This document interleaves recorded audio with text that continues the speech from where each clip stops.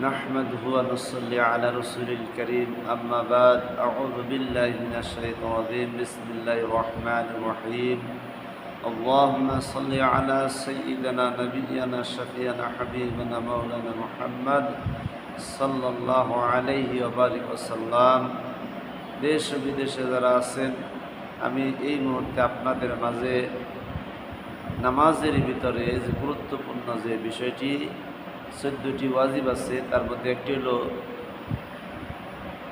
বৈঠকে তাশাহুদ পড়া। এটি নামাজের মধ্যে ওয়াজিব।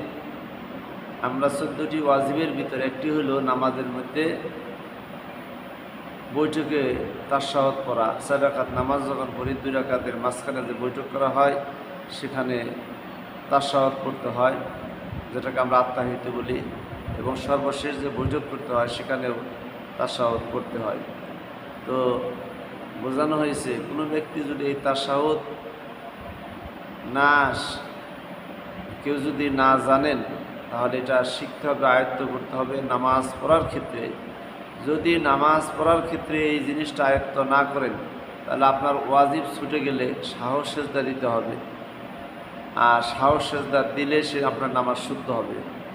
তাহলে আমি জানি না এই তাশাহুদ, তাহলে আমাকে দুনিয়াবি সব কাজকর্মই জানি, কীভাবে দান কাটতে হয় জানি, কীভাবে সংসার আয় রোজগার করতে হয় জানি, কীভাবে সংসার সন্তানকে লালন পালন করতে হয় তা জানি, কীভাবে টাকা রোজগার করতে হয় তা জানি, কীভাবে মানুষকে দান করতে হয় তা জানি, কীভাবে হজ করতে হয় তা জানি, কিন্তু নামাজ পড়ার ক্ষেত্রে এই গাফলিতেটা যদি আমাদের মধ্যে থাকে, অধিকাংশ মানুষ নামাজ পড়ি ঠিকই কিন্তু আমরা শিক্ষার ব্যাপারে গুরুত্ব দিই না।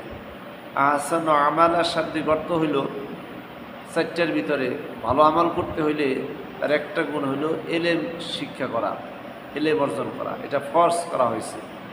হাদিসে রাসূলুল্লাহ সাল্লাল্লাহু আলাইহি সাল্লাম বলেছেন, তোমাদের জন্য এলেম শিক্ষা করা ফরজ করা হয়েছে। এই জন্য এলেম শিখতে হবে আমাদেরকে। অন্ততপক্ষে নামাজ পড়তে গেলে যে এলেম দরকার সেটা আমাদের অবশ্যই আয়ত্ত করতে হবে। দেশ ও বিদেশে যারা আছেন তাশাহুদ পারেন না, আমার এই ভিডিও থেকে ধারণ করে আপনারা তাশাহুদটা শিখবেন। আমি ভেঙে ভেঙে আপনাদের মাঝে এই তাশাহুদ করতেছি। আমরা সাধারণ ভাষায় যেটাকে আত্তাহিয়াত বলি, নামাজের মধ্যে এটা গুরুত্বপূর্ণ বিষয়। আমরা ইনশাআল্লাহ শিখব। কেউ শিখতে শিখতে এই অবস্থায় যদি মারা যায়, হাদিসে রাসূলুল্লাহ সাল্লাল্লাহু আলাইহি সাল্লাম বলেছে, এলেম শিখতে শিখতে মারা গেলে শহীদি মর্তবা পাবে। এই জন্য আমরা শিখতে শিখতে আমরা কী করবো, চেষ্টা ফিকির করবো শিখতে শিখতে। 5 ওয়াক্ত নামাজ যদি কোনো ব্যক্তি পড়ে আর যদি সে শিখে আয়ত্ত করে, তার প্রতিনিয়ত সে অনেকবার তাশাহুদ করতেছে, অবশ্যই তার জেহেনে কল্পান্তরে এই ধারণ ক্ষমতা থাকবে ইনশাআল্লাহ। বিসমিল্লাহির রহমানির রহিম। আত্তাহিয়াতু লিল্লাহি ওয়াস-সালাওয়াতু ওয়াত-তাইয়্যিবাত। আসসালামু আলাইকা আইয়ুহান নাবিয়্যু ওয়া রাহমাতুল্লাহি ওয়া বারাকাতুহু। আসসালামু আলাইনা ওয়া আলা ইবাদিল্লাহিস সালিহিন। আশহাদু আল্লা ইলাহা ইল্লাল্লাহু ওয়া আশহাদু আন্না মুহাম্মাদান আবদুহু ওয়া রাসূলুহু। ভাঙ্গা ভাঙ্গা যদি আমরা পড়ে শিখি, আমি যারা পারে না, যারা শিখার চেষ্টা আগ্রহ আছে, আমার এই ভিডিও থেকে আপনারা প্রথমে আপনি আত্তাহিয়াতু লিল্লাহি এটুকু পড়েন, কয়েকদিন পড়েন, তারপরে ওয়াস-সালাওয়াতু ওয়াত-তাইয়্যিবাত এভাবে ভেঙে ভেঙে পড়েন। প্রথমে পড়েন আত্তাহিয়াতু লিল্লাহি ওয়াস-সালাওয়াতু ওয়াত-তাইয়্যিবাত। আসসালামু আলাইকা আইয়ুহান নাবিয়্যু ওয়া রাহমাতুল্লাহি ওয়া বারাকাতুহু। আসসালামু আলাইনা ওয়া আলা ইবাদিল্লাহিস সালিহিন। আশহাদু আল্লা ইলাহা ইল্লাল্লাহু ওয়া আশহাদু আন্না মুহাম্মাদান আবদুহু ওয়া রাসূলুহু। আমি সম্পূর্ণ পড়তেছি একেবারে, যারা আপনারা শিখবেন এভাবে পড়েন, ভেঙে ভেঙে আমি লাইন বাই লাইন ভেঙে পড়তেছি। আত্তাহিয়াতু লিল্লাহি ওয়াস-সালাওয়াতু ওয়াত-তাইয়্যিবাত।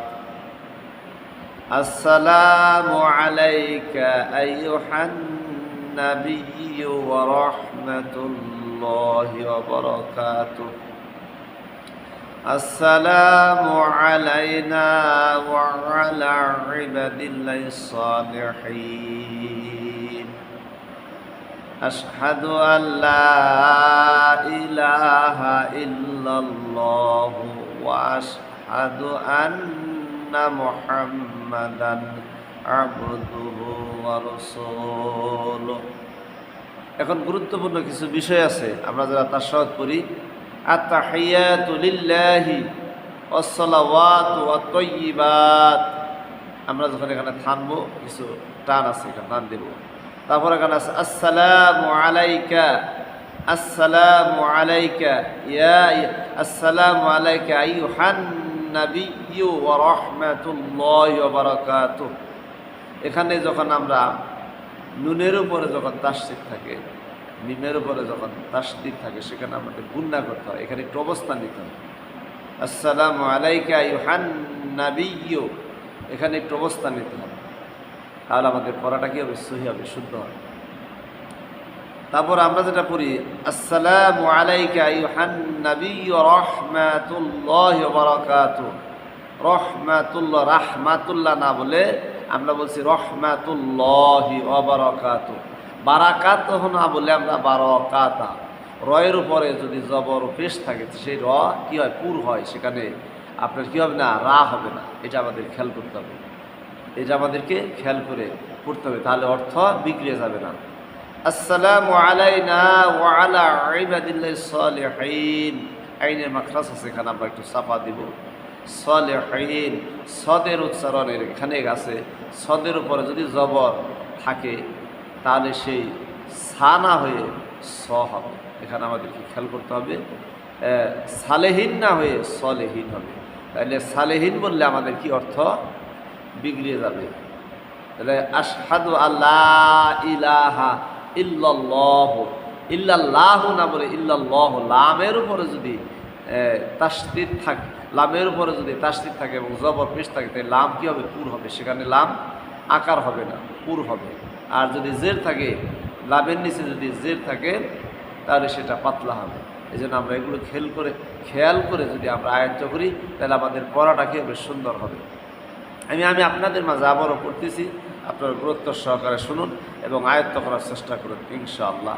আল্লাহ বলেছেন যে কালামুল্লাহ শরীফ এইরকম, কেউ যদি আয়ত্ত করে আল্লাহ তার দিলের ভিতরে গেঁথে দিবে। আর কেউ যদি এটার প্রতি চেষ্টা ফিকির না করে, তাহলে সে নামাজে মসজিদে আসবে শুধু লোক দেখানোর জন্য, তার ভিতরে ভয় ভীতি নাই যে আমাকে আল্লাহর সাথে, আমি যখন কালাম করতেছি আমি আল্লাহর সাথে কথা বলতেছি, তাহলে তার ওই রকম ভয় আর ভীতি নাই, যে শিকার প্রতি তার কোনো আগ্রহ নাই, শুধু সে নামাজে সেজদা দিবে আর নামাজ থেকে সে কী করবে?